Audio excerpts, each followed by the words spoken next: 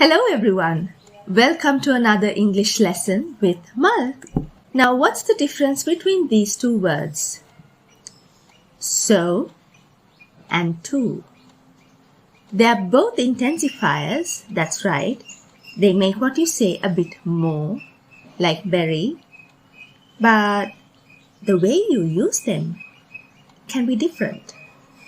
So is usually positive, whereas to is usually negative. What do I mean?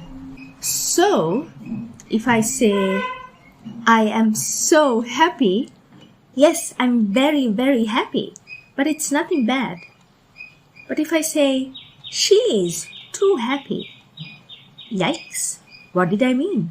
She's happier than she should be, in a negative way. This cake is too sweet. Is it something that I like? No, it's too sweet.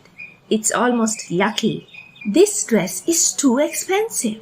The dress is so very expensive and it's an amount that I'm not willing to pay. Get it?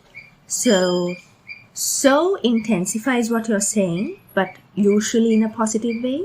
To intensifies what you're saying, usually in a negative way. Hope you learned something from that. I'll see you soon with another video just like this. Stay tuned. Bye.